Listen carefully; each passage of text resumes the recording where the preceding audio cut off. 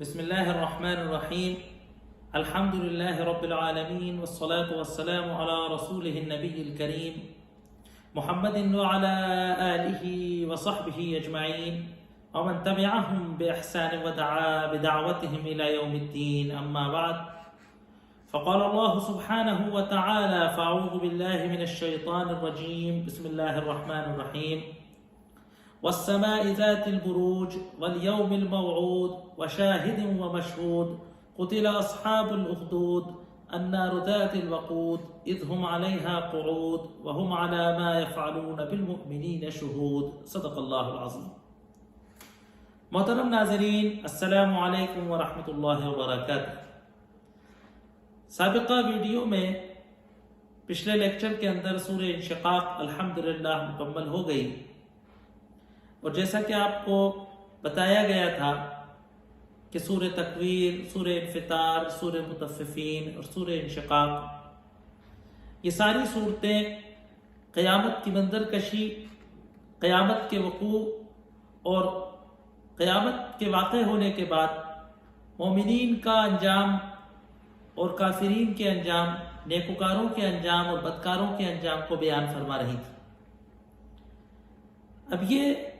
30ویں پارے کی مکی صورت تھوڑی سی ان دیگر صورتوں سے مختلف ہے اپنے زمانے نزول اور اپنے مضمون کے اعتبار سے. حالانکہ یہ وہی انداز گفتگو ہے، وہی پیرائے کلام ہے، وہی اسلوب، ویسی ہی فصاحت و بلاغت اور وہی مکی صورتوں کی چھوٹی چھوٹی آیتوں کا انداز ہے.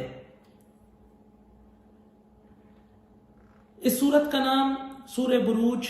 اس کی پہلی آیت والسماء ذات البروج کی نسبت سے رکھ دیا گیا ہے. چنانچہ یہ قرآن کی انہی صورتوں میں سے ہے کہ جن کا نام علامتی نام ہوتا. اس سے پہلے اس بات کی وضاحت ہو چکی ہے کئی بار کہ قرآن میں کچھ صورتیں یقیناً ایسی ہیں کہ جن کا نام مضمون کے اعتبار سے ہے، جیسے سورہ یوسف ہے تو اس میں سورہ یوسف کا واقعہ بیان ہے. سورہ کوثر ہے جس میں اللہ کے نبی کریم صلی اللہ علیہ وسلم کے حوض کوثر کا تذکرہ ہے. سورہ قریش ہے جس میں کفار قریش کے، قبیلہ قریش کی تاریخ اور اس کے سفر اور اس کے کعبے کے نگہبان ہونے کا تذکرہ ہے. ایک صورت تو قرآن کی ایسی ہے کہ سورہ اخلاص، کہ جس کے اندر اخلاص کا لفظ آیا ہی نہیں، وہ مکمل مضمون پر عنوان ہے اس کا. قل هو اللہ احد اللہ الصمد لم یلد ولم یولد ولم یکن لہ کفوا احد. لیکن قرآن کی زیادہ تر صورتیں وہ ہیں کہ جن کا نام علامتی، جیسے سورہ بقرہ، یہ وہ صورت کہ جس کے اندر لفظ بقرہ یا قصہ بقرہ آیا ہے. بہت ساری صورتیں قرآن کی ایسی ہیں کہ اس کی پہلی آیت یا اس کے پہلے لفظ پر صورتیں ہیں. میں سمجھانے کے لیے کبھی کبھی کہتا ہوں کہ جس طریقے سے ہم لوگ کمپیوٹر کے اندر فائل بناتے ہیں، اور جب آپ کمپیوٹر کے اندر کوئی فائل کو سیو کرتے ہیں تو وہ فائل کا نام مانگتی ہے. اگر آپ اس کو کوئی نام نہ دیں تو وہ فائل کے پہلے لفظ سے پہلے جملے کو، پہلی سطر کو جو ہے وہ اپنا نام بنا لیتی. تو والسماء ذات البروج، تو بروج پر سورت کا نام سورہ بروج رکھ دیا گیا ہے. دوران تفسیر انشاءاللہ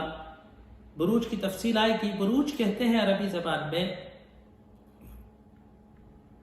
بلند بلڈنگ کو، اونچی تعمیر کو، گڑھی کو، قلعے کو. آج ہم سنتے ہیں کہ صاحب برج العرب ہے، برج الخلیفہ بنا، فلانا برج. تو جس طریقے سے آج کل انگریزی میں ٹاور کا استعمال ہوتا ہے، بڑی بلڈنگیں جہاں پر کچھ اہم بلڈنگیں بنی ہوئی ہیں، آفیسز ہیں، کوئی مال ہے، تو اس کو ٹاور کہتے ہیں. اسی طریقے سے آج جدید عربی زبان میں عرب ممالک کے اندر برج، اور برج کی جمع بروج. لغت میں اس لفظ بروج کو جو آسمان کے ستارے ہیں، سیارے ہیں، اور خاص طور سے ان ستارے اور سیاروں کے گھومنے کے جو محور ہیں، جو جگہیں ہیں، جو گلیکسیز ہیں، جو اس کی جو مدار ہیں جن کے اندر یہ چاند اور ستارے چلتے ہیں، سیارے چلتے ہیں اس کو بروج کہا جاتا ہے، یہ آسمان کی منزلیں ہیں۔ عرب اس کے بارے میں کافی معلومات رکھتے تھے، اور ایک مشرق قوم ہونے کی حیثیت سے جس طریقے سے ہمارے پڑوسی راشی دیکھتے ہیں، وہ یہ سمجھتے تھے کہ ان اجرام سماویہ کا، ان آسمانی جسموں کا، کہ جو ستارے ہیں اور سیارے ہیں، ان کی حرکت کا، ان کے چلنے کا، اور مختلف سال کے مختلف اوقات میں ان کا مختلف مقامات پہ ہونے سے زمین کے اندر رہنے والے لوگ اور زمین پہ ہونے والے واقعات کا ان کے مقامات سے اور ان کی نقل و حرکت سے کوئی سلسلہ ہے، کوئی جوڑ ہے۔ یہ ہر ستارہ پرست، آسمانی اجرام پرست قوموں کا، اور خاص طور سے مشرق قوموں کا طرۂ امتیاز ہوتا ہے۔ تو چنانچہ جاہلیت کے عرب بھی اس سلسلے میں بہت کچھ عقیدے رکھا کرتے تھے۔ جاہلی شاعری کا اگر مطالعہ کیا جائے، اور جن اسکالروں نے اس تعلق سے لکھا ہے، تو وہ ستارے اور سیارے کہ جن کو عرب جانتے تھے، تقریباً 200 سے 250 سے اوپر سیارے اور ستاروں کا ذکر کیا ہے علماء نے، عربی زبان میں، عربی لغت میں، عربی ڈکشنری میں، عربی شاعری میں جن کا تذکرہ ہوا ہے۔ تو اس لیے اللہ تبارک و تعالیٰ نے والسماء ذات البروج آیت فرمائی۔ اس کی تشریح انشاءاللہ آگے ہوگی۔ سورت کا نام سورہ بروج ہے۔ یقیناً اس سورت کے اندر آسمان کے ان ستاروں اور سیاروں کے بارے میں گفتگو نہیں ہوئی ہے، یہ تو صرف قسم کھائی گئی ہے بروج کی۔ اس سورت کا زمانِ نزول، اس سورت کو پڑھنے سے، اس کے مضامین کو دیکھنے سے صاف واضح ہوتا ہے کہ یہ سورت مکے کے اس دور میں نازل ہوئی ہے کہ جب مشرکین عرب، کفار قریش، مکے کے کافر اس دعوت کا سختی سے مقابلہ کر رہے تھے، اور شتم و سب، برا بھلا کہنے، برا بھلا کہنے، مذاق اڑانے، استہزاء کرنے، اور سرور کائنات محمد صلی اللہ علیہ وآلہ وصحبہ وسلم اور ان کے صحابہ کو زبانی اذیت سے آگے بڑھ کر ان پر زد و کوب و جسمانی اذیت کا بھی آغاز ہو چکا تھا۔ بلکہ اگر سورت کا لب و لہجہ دیکھا جائے تو ایسا معلوم ہوتا ہے کہ مکے کے اندر زبردست ظلم کی چکری چلنا شروع ہو گئی تھی، اور سرور کائنات محمد صلی اللہ علیہ وسلم اور ان کے صحابہ جو ایمان کی دولت سے مالا مال تھے، اس ظلم و استبداد کا، اس ظلم کے اس عمل کا زبردست طریقے سے ایمانی طاقت سے مقابلہ کر رہے تھے۔ اس وقت یہ سورت نازل ہوئی کہ جس میں اللہ تبارک و تعالیٰ نے یہ بتایا کہ جب سے دنیا بنی ہے اور جب تک دنیا رہے گی، حق کی دعوت لے کر جب بھی کوئی داعی اٹھے گا، باطل پرست اور باطل کا نظام اس کا دشمن ہو جائے گا، اس کے مد مقابل کھڑا ہو جائے گا، اور اس کی دعوت کو کچلنے، اس کی دعوت کو دبانے کی کوشش کرے گا، اور اس کی یہ حتی الامکان اس کی یہ کوشش رہے گی کہ جو لوگ اس دعوت میں شامل ہو رہے ہیں، جو لوگ اس دعوت کو قبول کر رہے ہیں، جو اس ایمان کے حلقے کے، ایمان کے گہوارے میں شامل ہوتے جا رہے ہیں، ان کو ڈرا کر، دھمکا کر، مار کر، پیٹ کر ان کو اس بات کے لیے مجبور کیا جائے، ان کو اتنا پریشرائز کیا جائے کہ وہ اپنا دین چھوڑ کر مرتد ہونے پر آمادہ ہو جائے۔ بس یہی امتحان ہوتا ہے ایمانی جماعتوں کا، یہی ایمان ہوتا ہے ایمانی معاشروں کا، یہی امتحان ہوتا ہے ایک مومن فرد کا، کہ وہ اس امتحان کے وقت پہ، اس آزمائش کے وقت میں، اس ابتلا کے وقت میں، اس زد و کوب کے وقت میں، وہ اس پریشر سے ڈر کر، اس دباؤ کے اندر آ کر، اس سے خوف کھا کر اپنی جان و مال کی تحفظ کے لیے اپنے ایمان سے ہاتھ دھو بیٹھتا ہے، یا وہ اپنے ایمان کو بچانے کو ترجیح دیتا ہے اور اس ایمان کے لیے وہ اپنی جان و مال، عہدہ اور رتبہ، مال جائیداد، مکان، وطن سب قربان کر کے ایمان کو بچا کر اپنی آخرت کا تحفظ کرتا ہے۔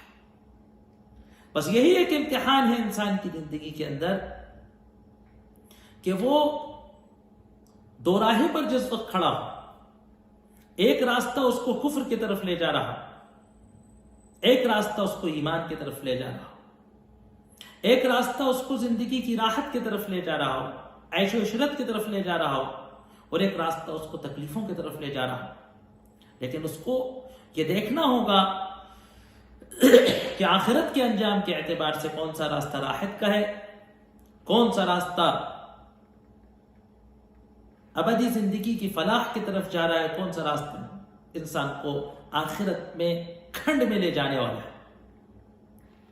اس سلسلے میں اللہ تبارک و تعالیٰ نے سورت کے اندر ایک واقعے کی طرف اشارہ کیا جو اصحاب الاخدود کا واقعہ، اور ایک واقعے میں اشارہ کیا تاریخ انسانی کی طرف اور فرعون و ثمود کا تذکرہ کیا۔ یہ لہجہ اس مکی سورت کے اندر یہ بتا رہا ہے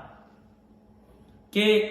یہ صحابہ کرام رضوان اللہ علیہم اجمعین کو اور سرور کائنات محمد صلی اللہ علیہ وسلم کو ان حالات میں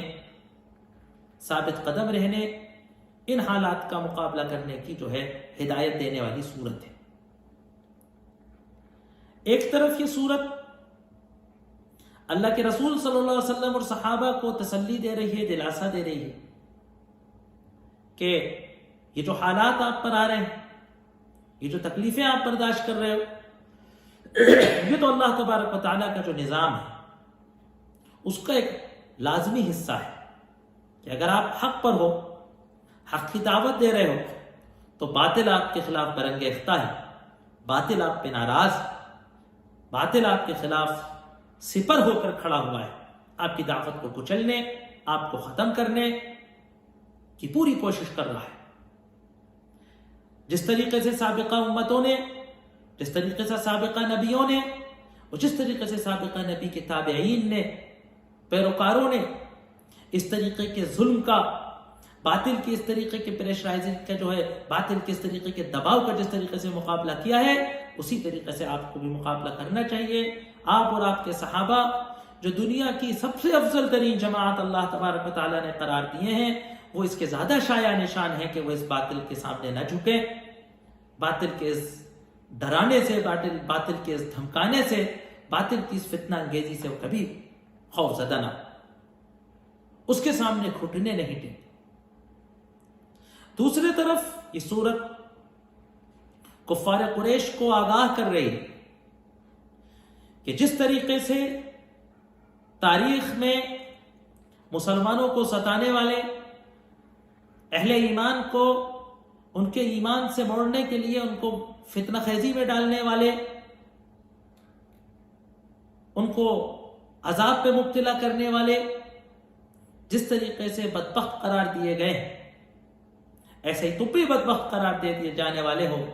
اگر تم پاس نہیں آئے تو جو ان کا انجام ہوا تھا وہی تمہارا انجام ہو۔ تو آغاز سورت کے اندر اللہ تبارک و تعالیٰ نے اصحاب اخدود کا تذکرہ کیا۔ تقریباً شروع کی 9 آیتیں اسی سلسلے میں گفتگو کر رہی ہیں۔ آغاز سورت کا قسم سے ہوا ہے، وَالسَّمَاءِ ذَاتِ الْبُرُوجِ وَالْيَوْمِ الْمَوْعُودِ وَشَاهِدٍ وَمَشْهُودٍ قُتِلَ أَصْحَابُ الْأُخْدُودِ۔ اس کے بعد پھر یہ اصحاب اخدود کا تذکرہ ہے کہ کیا انہوں نے کس طریقے سے کیا۔ پھر اللہ تبارک و تعالی اس جد و جہد میں، اس حق و باطل کی کشمکش میں ایک بہت بڑا دلاسا دے رہا ہے کہ ان الذین فتنوا المؤمنین والمؤمنات لهم عذاب جہنم، کہ جو لوگ مومن و مومنات کو پریشان کرتے ہیں، ان کے ایمان کو آزمانے کی کوشش کرتے ہیں، پھر توبہ بھی نہیں کرتے، اللہ سے معافی بھی نہیں مانگتے، ایسے لوگوں کا انجام جہنم کی آگ ہے جس میں وہ جلائے اور جھلسائے جائیں۔ اور پھر اللہ تبارک و تعالیٰ نے دوسرے فریق کا انجام بتایا کہ ان الذین آمنوا وعملوا الصالحات لهم جنات، کہ جو ایمان لاتے ہیں، جو اللہ پر یقین کرتے ہیں، جو اللہ پر اعتماد کرتے ہیں، جو اللہ پر بھروسہ کرتے ہیں اور نیک کردار اپناتے ہیں، نیک اعمال کرتے ہیں، اچھا برتاؤ کرتے ہیں، اچھا کردار، نیکی والی زندگی گزارتے ہیں دنیا کے اندر، ان کے لیے جنت ہے۔ اس کے بعد اللہ تبارک و تعالیٰ نے یہ بتایا کہ جو لوگ اس دنیا میں وقتی طور پر اقتدار کے حامل ہو جاتے ہیں،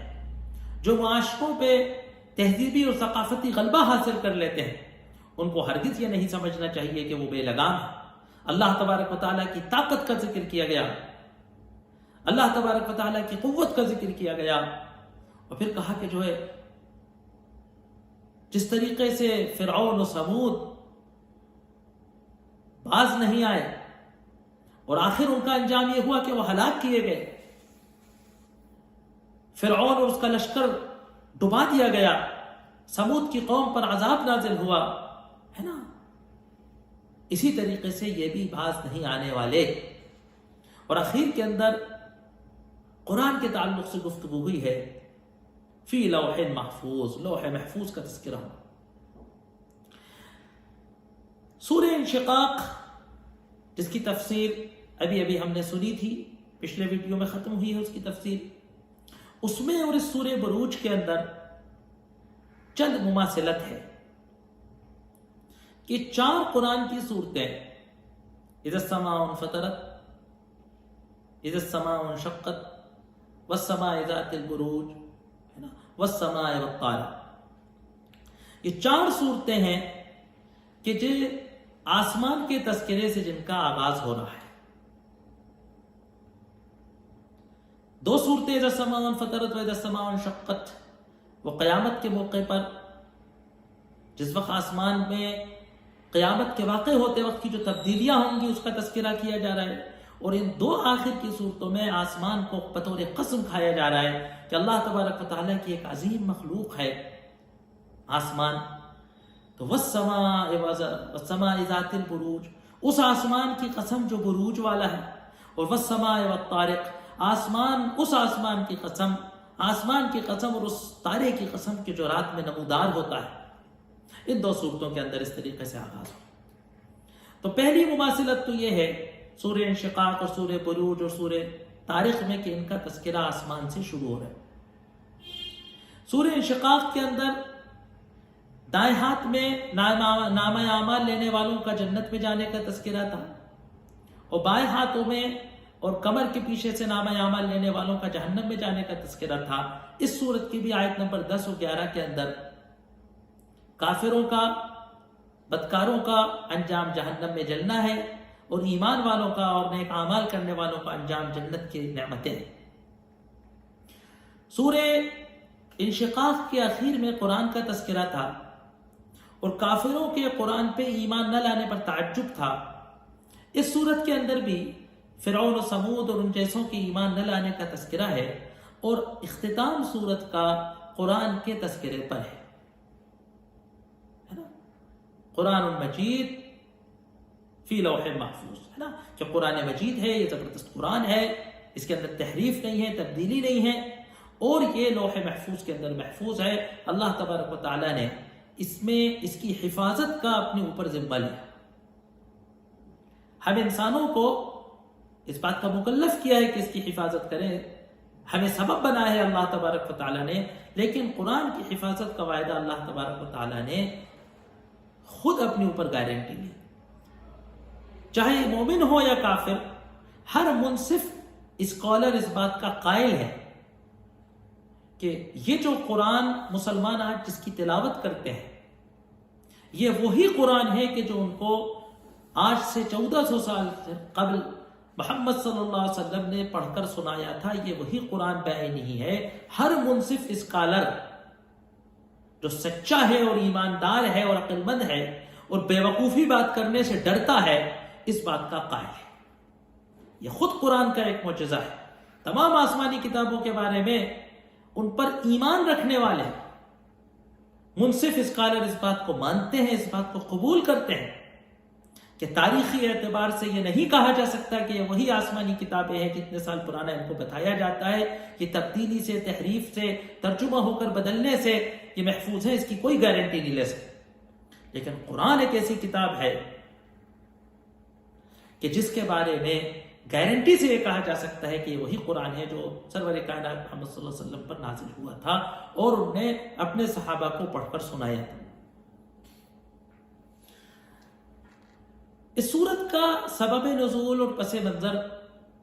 منظر تو آپ کے سامنے آ گیا کہ جو حالات مکے میں تھے کہ کفار قریش زبردست مظالم ڈھا رہے تھے اور پوری یہ کوشش کر رہے تھے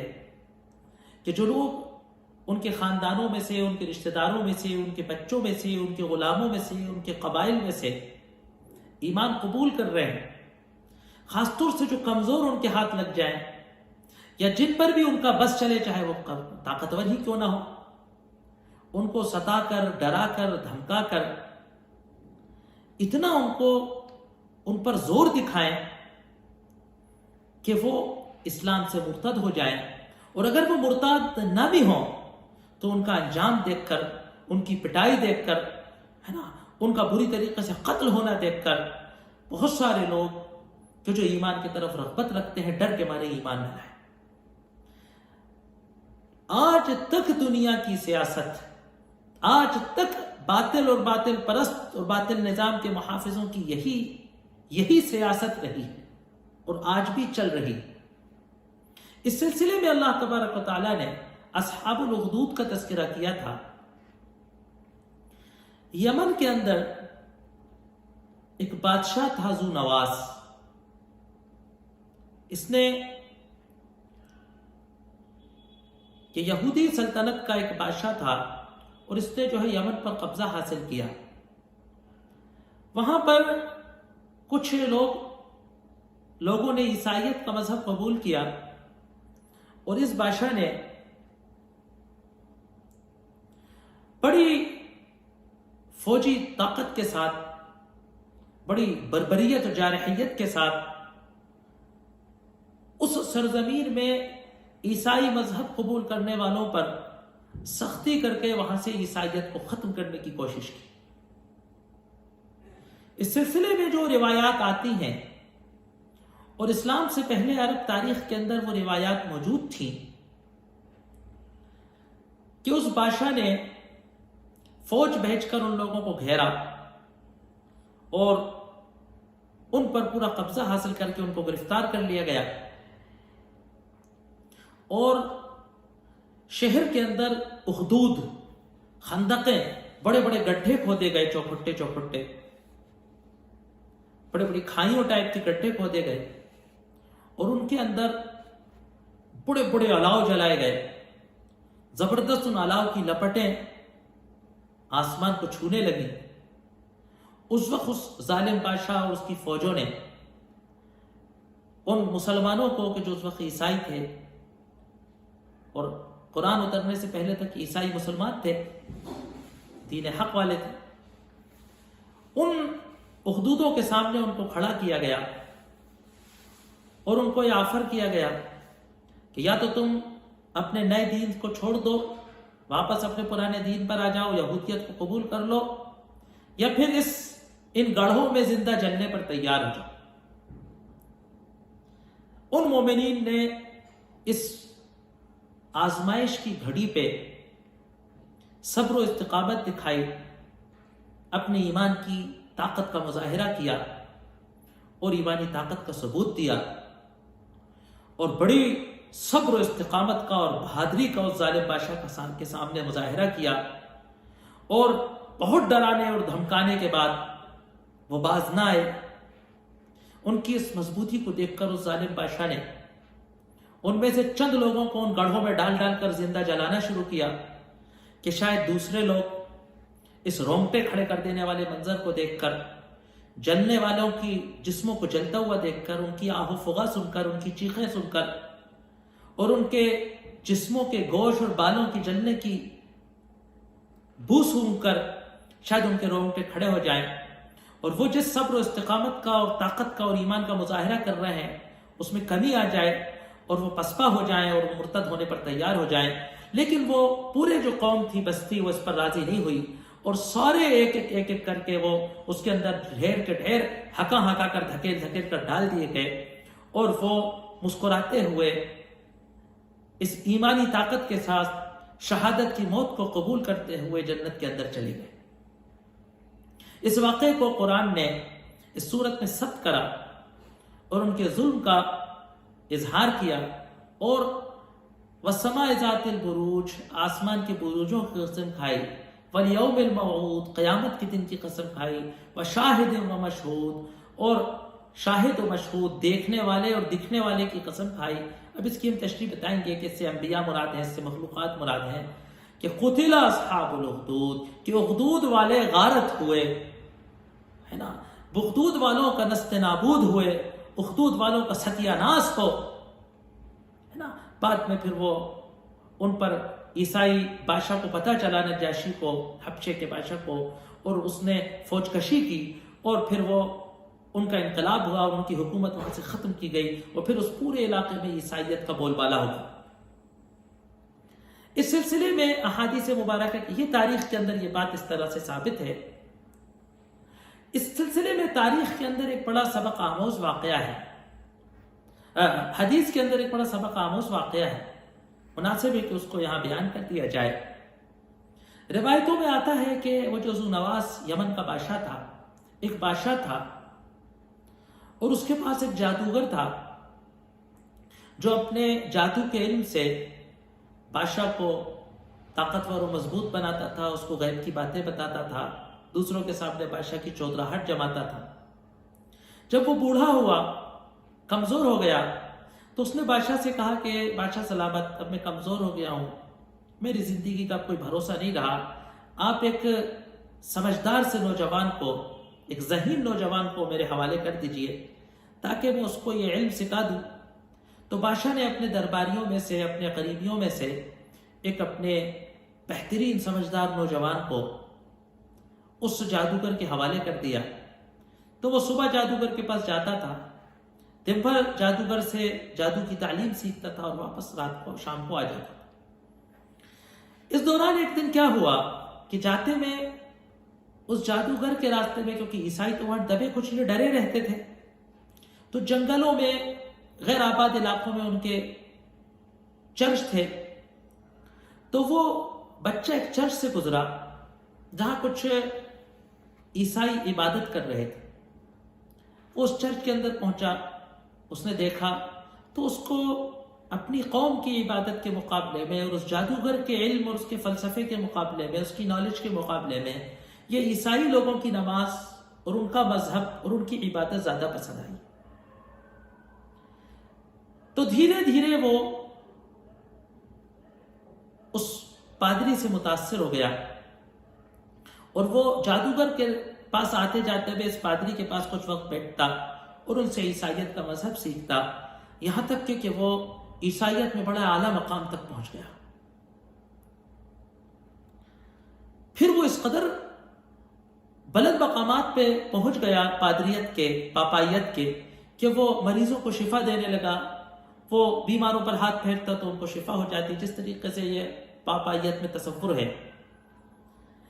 بادشاہ کے درباریوں میں سے ایک شخص نابینا ہو گیا،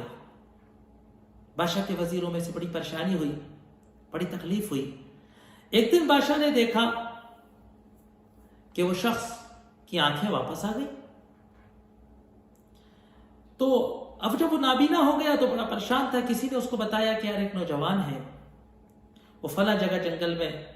مریضوں کا علاج کرتا ہے، تم اس کے پاس جاؤ۔ تو اس بادشاہ کا اس نے علاج، اس درباری کا اس نے علاج کیا۔ اس نے کہا کہ بھئی میں تو کچھ بھی نہیں کرتا، بس اگر تم اپنے رب کو پہچان لو، ایک رب کی توحید کرو، ایک اللہ کو مانو اور اس سے دعا کرو تو تمہاری آنکھیں واپس آ سکتی ہیں۔ اس نے ایسے ہی کیا، اس کی آنکھیں واپس آ گئیں، اس نے ایمان قبول کر لیا۔ بادشاہ نے پوچھا کہ بھئی تمہاری آنکھیں کیسے واپس آ گئیں؟ تو اس نے کہا کہ بھئی میرے رب نے مجھے میری آنکھیں واپس دے دی۔ بادشاہ بڑا برہم ہوا، کہا کہ بھئی تمہارا آخر ایسا کون سا رب ہے جسے میں نہیں جانتا؟ میرے علاوہ تمہارا رب کون ہے؟ بادشاہ نے اس کو پکڑ کر سزا دی، کیونکہ اب وہ تازہ ایمان قبول کیا تھا اس نے، وہ بادشاہ کی سزا کو، پٹائی کو برداشت نہیں کر پایا۔ اس نے اس غلام کا، نوجوان کا نام بتا دیا۔ اس نوجوان کو پکڑ کر لایا گیا اس جنگل سے، بادشاہ دیکھ کر کہنے لگا ارے بھائی بیٹا واہ واہ واہ تمہارا جادو اس مقام کو پہنچ گیا, مجھے نہیں اندازہ تھا کہ تم اتنے جلدی اتنے قابل ہو جاؤ گے, موسٹ ویلکم, آؤ بھائی کہاں جنگلوں میں گھوم رہے ہو, ہمارے دربار کا حصہ بنو. اس نے کہا کہ بھائی میرا رب ایسا کرتا ہے, مجھے کچھ بھی نہیں آتا. اس کو جب پتہ چلا کہ یہ بھی اس نے دین بدل لیا تو اس بچے کو سزا دی گئی, اس کی پٹائی کی گئی, یہاں تک کہ اس نے پٹائی سے گھبرا کر جو ہے اس پادری کا نام بتا دیا. چنانچہ پادری کو لایا گیا, پادری سے کہا گیا کہ تم اپنے دین سے پلٹو. پادری تیار نہیں ہوئے, یہاں تک کہ ایک آری رکھ کر ان کے سر پر ایک آری رکھ کر چلا کر ان کے جسم کے 2 ٹکڑے کر دیے گئے, لیکن وہ ایمان سے باز نہیں. وہ نوجوان بھی ایمانی دولت سے منور تھا. پادری کا یہ انجام دیکھنے کے بعد اس سے کہا گیا کہ تم اگر باز نہیں آئے تو تمہیں بھی مارا جائے. بہرحال بہت بحث و مباحثے کے بعد بادشاہ نے کہا کہ جاؤ اس کو ایک پہاڑ کی چوٹی سے پھینک دو. تو جب وہ بادشاہ کے سپاہی اس کو پہاڑ سے پھینکنے لے گئے تو اس نے اللہ سے دعا مانگی کہ اللہ تو میری حفاظت فرما.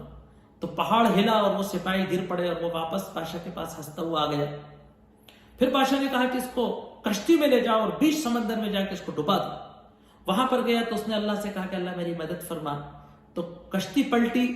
اور وہ سارے ڈوب گئے اور وہ واپس مسکراتا ہوا ہے. بادشاہ کا غصہ ہوا. اس کے اندر ایک اللہ تبارک و تعالیٰ نے حدیث کے اندر ایک بات بتائی گئی کہ جب ظالم غصے سے چڑچڑا جاتا ہے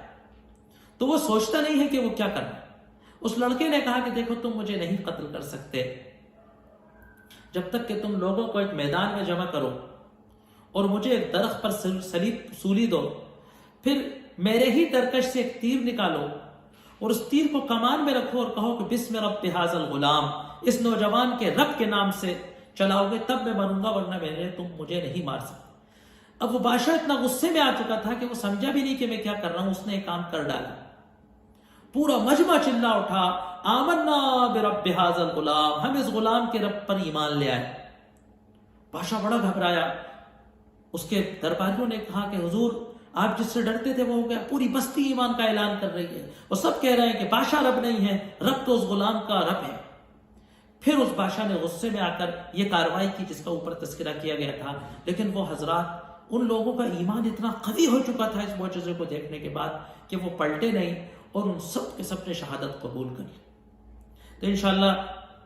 اگلے لیکچر کے اندر اس سورت کی تفسیر کو بیان کیا جائے گا. وآخر دعوانا ان الحمدللہ.